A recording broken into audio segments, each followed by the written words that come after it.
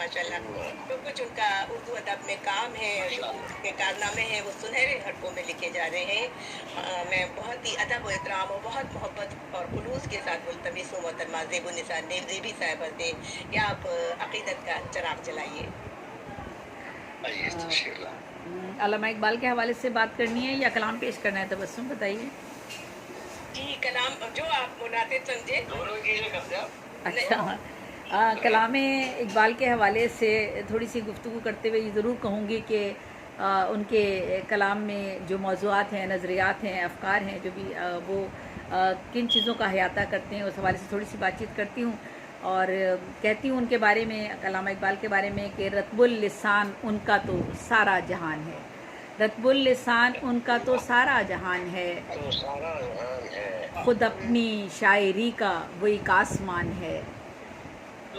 वो शायरी का एक सितारा है अर्जुमन, वो शायरी का एक सितारा है अर्जुमन, बज़्मे जहाँ में नाम है उनका भी सरबलंद। और अल्लामा इकबाल की शायरी की जहाँ तक हम मौज़ूआत और फ़िक्र और नज़रियात की जब हम बात करते हैं तो हमें उसमें जो चीज़ें नज़र आती हैं उसमें हमागिरियत और आफाकियत जो नज़र आती है। और यही किसी भी शेर के खालिक, जब भी हम कोई तख्लीक ऐसी करते हैं, ख़ास तौर पर शायरी की जब हम बात करते हैं तो उसमें आफाकियत की जब बात होती है तो वो बात इस मफ़हूम की तरफ जाती है कि ऐसा शेर कहा जाए या ऐसी बात कही जाए जो दुनिया के किसी भी हिस्से में वो इंसान सुने तो उसे वो अपनी बात महसूस हो। यही खूबसूरती अल्लामा इकबाल के कलाम की खूबसूरती है। उसमें जो हमागिरियत है, वसअत है और ज़िंदगी के मुख्तलिफ़ नौ पहलुओं के जो मतनव्वुर रंग हैं वो बहुत नुमायाँ है। उनका कलाम अखलाकी कदरों, इंसानी अज़मतों और फ़लसफ़ा हयात का आईनादार है, जिसमें इंसान और इंसानी ज़िंदगी से मुताल्लिक़ इनफ़रादी और इज्तिमाई सोच व फ़िक्र और उनके मसाइल, उनके मुश्किलात, उनके मामलात, उनके दुख कर्ब और न सिर्फ उनका तज़किरा मिलता है बल्कि उनकी हल की तरफ भी अल्लामा इकबाल ने निशानदेही की और उनको हल करने के लिए भी उन्होंने अपनी काविशें अमली तौर पर की हैं। मुसलमानों के फ़िक्र एहसास को उन्होंने एक तर्जुमानी दी। आपने कौम और वो नई नस्ल को तौहीद रसालत, मार्फत व शरीयत और तरीक़त का इदराक दिया। ये बहुत बड़ा काम था जो अल्लामा इकबाल ने किया। और हम जो काफ़ी दूर हो गए थे अपने, अभी भी हैं, इस वक्त भी हैं, तो अल्लामा इकबाल कहते हैं, शब गुरेज़ा हुई आखिर जलवाए खुर्शीद से, शब गुरेज़ा हुई आखिर जलवाए खुर्शीद से, ये चमन मामूर होगा नग़्मा-ए तौहीद से।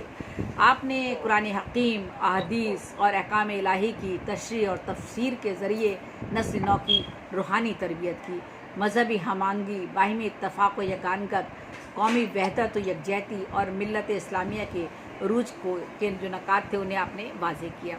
आपने कुरानी मज़ामीन को अपने कलाम का हिस्सा बनाकर इंसान की ख़ाबीदा सलाहियतों को बेदार करके उसे किरदार की अफजलियत और बरतरी का एहसास दिलाया।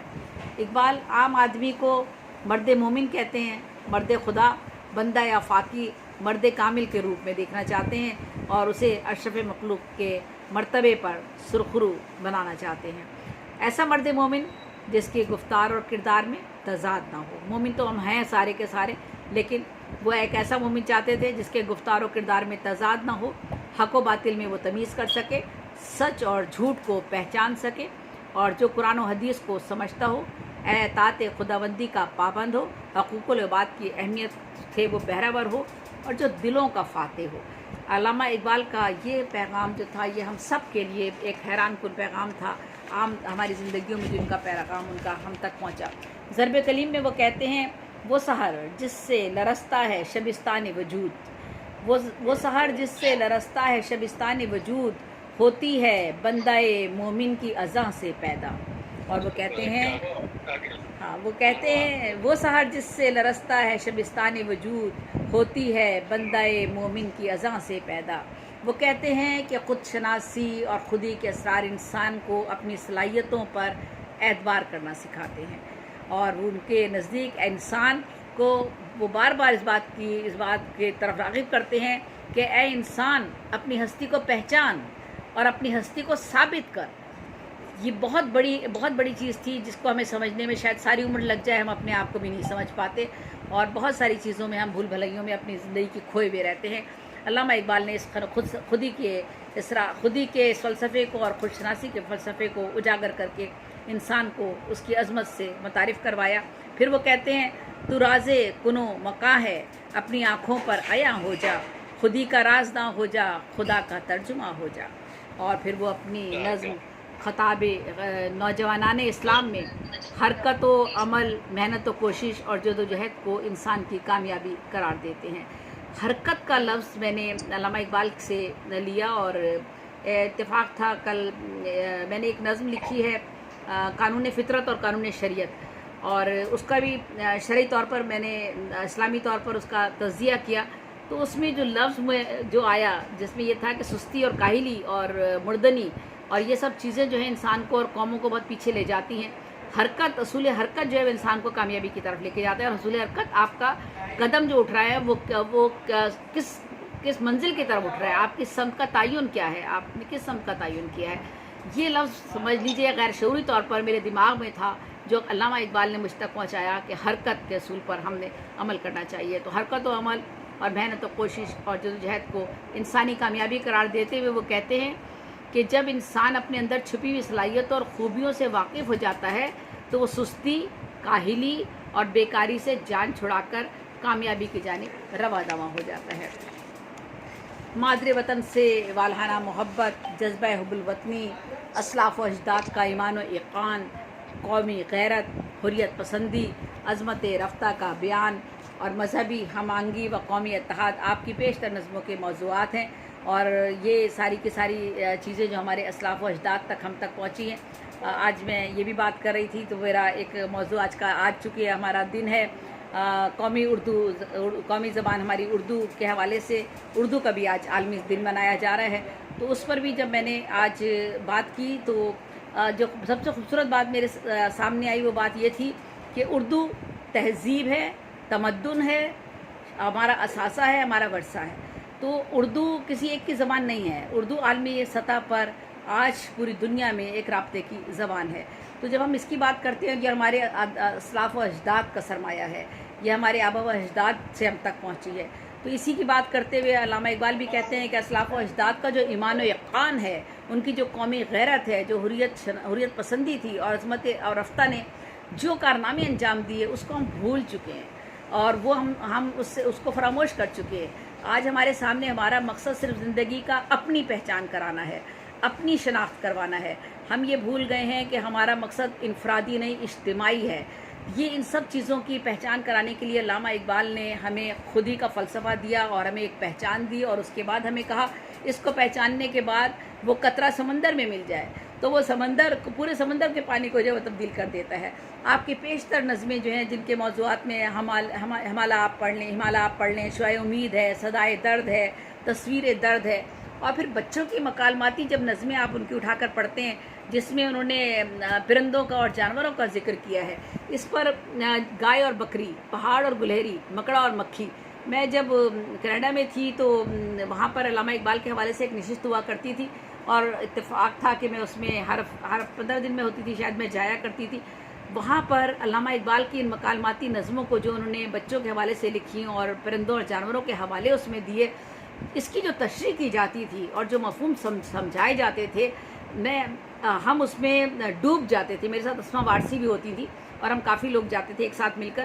حیرت ہوتی تھی ہمیں کہ علامہ اقبال کا فلسفہ اتنا بڑا ہے، اتنا اہم ان کی شاعری ہے، وہ انہوں نے ایک چھوٹی سی نظم میں گائے اور بکری میں، پہاڑ اور گلہری میں کتنا بڑا درس ہمیں دیا ہے۔ یہ سمجھنے والوں کے لیے ایک بہت بڑا پیغام تھا علامہ اقبال کی طرف سے۔ آج کل میرا ذہن بھی اسی طرف راغب ہے، کبھی میں بکری کی اور کوے کی مثال ڈھونڈ رہی ہوتی ہوں، اور کبھی بھیڑیے کی مثال ڈھونڈ رہی ہوتی ہوں، کیونکہ انسان جو ہے وہ ہم جو انسان ہے ہمارے یہاں تمام، جب ہم نفس کی بات کرتے ہیں تو نفس لوامہ کی بھی بات ہوتی ہے، نفس امارہ کی بھی ہوتی ہے، نفس متمنہ کی بھی ہوتی ہے، تو ہماری خصلتیں جانوروں سے ملتی جلتی ہیں۔ بنیادی طور پہ ہم آدمی ہوتے ہیں، ہم پیدا جب ہوتے ہیں نا ہم ویسے بھی بنیادی طور پہ آدمی ہیں. انسان بننے میں بہت وقت لگتا ہے، بہت وقت لگتا ہے. ہم سب کو لگتا ہے شاید عمر کا آخری دن آ جاتا ہے، آخری لمحہ آ جاتا ہے، تب بھی ہمیں سمجھ نہیں آتا کہ ہم ابھی تک کچھ کر سکے ہیں یا نہیں کر سکے، کچھ سمجھ سکیں یا نہیں سمجھ سکتے. زندگی اس کو سمجھنا بہت مشکل کام ہے.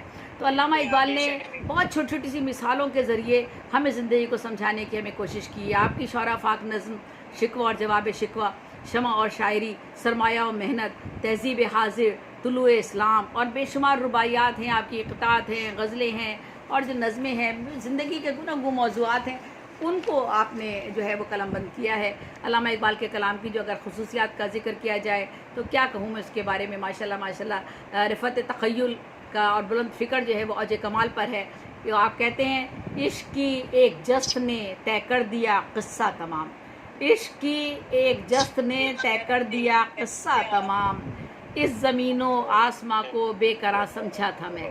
اور اگر نادر ترکیبوں کی بات کی جائے، جو نادر ترکیبوں کی جو نظرت استعمال کرتے ہیں اپنے کلام میں، اس سے جو وہ دلکشی پیدا کرتے ہیں اور فکر و تخیل کی جو پرواز کی بلندی تک لے کے جاتے ہیں، اور پھر عربی اور فارسی پر ان کی قدرت کاملہ جو ان کی ہے زبان پر، اس سے جو انہوں نے تراکیب استعمال کی اور جو ان کے معنی اور مطالب کو جو واضح کیا ہے اپنے الفاظ سے اور اپنے شاعری میں، وہ بھی قابل داد ہے. صبح دوام زندگی، شمشیر ذوق جستجو، قافلہ رنگ و بو، قطرہ وسعت طلب وغیرہ. آپ کے کلام میں اسی طرح سے رمزیمہ کی اگر بات کی جائے، شاعر و کنایوں میں بات کرنا، تو یہ ہنر بھی آپ خوب جانتے ہیں. اور آپ کہتے ہیں متاع دین و دنیا لٹ گئی اللہ والوں کی، متاع دین و دنیا لٹ گئی اللہ والوں کی، یہ کس کافر ادا کا غمزہ خون ریز ہے ساقی. اور ختم کرتی ہوں مختصر سا کر کے. حسن الفاظ کی اگر بات کی جائے تو آپ نے تکرار کی کیفیت پیدا کر کے بھی اشعار کو اپنے مفہوم معنی میں ایک زندہ تصویر کا سما آپ باندھ دیتے ہیں. آپ کہتے ہیں میرے طوفاں یم بیم دریا بدریا جو بجو، میرے طوفاں یم بیم دریا بدریا جو بجو، یقین محکم عمل پہم محبت فاتح عالم. اور بانگ درا کی اگر آپ نظمیں دیکھیں، بہت سی نظمیں آپ کو ایسی نظر آئیں گی جس میں قدرتی مناظر کی جو تصویر کشی کی گئی ہے، اس کے نمونے ہمیں جو علامہ اقبال کے یہاں نظر آتے ہیں، اس کا موازنہ ہم کسی اور سے کر ہی نہیں سکتے. اور یہ بھی ابر کوثر ہے، ایک شام ایک آرزو اور ہمالیہ وغیرہ ان کی نظمیں ہیں، بہت ہی خوبصورت ہے. ایک شعر اس حوالے سے ان کا میں پڑھتی ہوں. پھول ہیں صحرا میں یا پریاں قطار اندر قطار، اودے اودے نیلے نیلے پیلے پیلے پیرہن. منظر نگاری میں بہت بڑا یہ میرا ایک ٹاپک ہے جس میں میں نے پورا مقالہ لکھا ہے، اور بہت خوبصورتی کے ساتھ وہ جو منظر نگاری ان کے یہاں آتی ہے، میں سمجھتی ہوں بہت ہی قابل داد قابل تحسین. ہم تو وہاں تک پہنچ ہی نہیں سکتے. تو اگر ہم بات کریں کہ شاعر ایسے ہی نہیں بن جاتا اور شاعر ایسے ہی مشہور نہیں ہو جاتا، کچھ نہ کچھ ہوتا ہے تو وہ وہاں تک پہنچتا ہے، اور سب سے پہلے اپنی ذات کو نفی کرنا پڑتا ہے. اور جہاں تک تشبیہ، اشتعارے اور تلمیحات اور شعری جمالیات کا تعلق ہے، تو آپ کے ہاں وہ بہت ہی خوبصورتی سے موجود ہیں. تازگی ہے، جدت ہے. آپ کہتے ہیں حسن ازل ہے پیدا تاروں کی دل بری میں، حسن ازل ہے پیدا تاروں کی دل بری میں، جس طرح عکس گل ہو شبنم کی آرسی میں. اور آپ کا دل قوم و ملت کی حالت دیکھ کر بہت ہی ملول ہوتا تھا، بہت ہی افسردہ ہوتا تھا. آج بھی ہم بہت ساری کیفیات سے دو چار ہیں. بہرحال اللہ تعالیٰ ہمیں کوئی نہ کوئی راستہ ضرور دکھائے گا. آپ نے قومی اور اپنے ملی خیالات، آپ کے جو ملی خیالات ہیں اس میں بہت زیادہ سوز و گداز اسی وجہ سے پایا جاتا ہے، اور یہی سوز و گداز جو ہے آپ کی نظموں کا حسن ہے. اور اس میں ڈوبی ہوئی جو آپ کی نظمیں ہیں انہوں نے آپ کے کلام کو زندہ و جاوید کر دیا ہے. وہ کہتے ہیں وہی میری کم نصیبی وہی تیری بے نیازی، وہی میری کم نصیبی وہی تیری بے نیازی، میرے کام کچھ نہ آیا یہ کمال نوازی. اور اسلوب بیان میں دلکشی کا عنصر آپ کے کلام میں نغمگی، ترنم، لطافت و شگفتی پیدا کرتا ہے. آپ پھر کہتے ہیں با فیضان نظر تھا یا کہ مکتب کی کرامت تھی، با فیض نظر تھا یا کہ مکتب کی کرامت تھی، سکھائے کس نے اسماعیل کو آداب فرزندی، آداب فرزندی. تو آپ کے واقعی آپ کے کلام میں بہت ہی چیزیں ہمیں محسوس ہوتی ہے، اور بہت ہی جتنی بھی بات کی جائے کم ہے. اور اب ہم اپنے پروگرام کی طرف چلتے ہیں. علامہ اقبال ہے، وہ میرا خیال ہے جیسے تبسم نے کہا ہے وہ زندہ رہیں گے اور ہمیشہ زندہ رہیں گے انشاءاللہ، کیونکہ یہ سارے مسائل چلتے رہیں گے اور ان مسائل کا حل بھی علامہ اقبال نے ہمیں دکھایا ہے. علامہ اقبال کی ماشاء اللہ. شاعری تک رہیں گے. جی سامعین، دیارے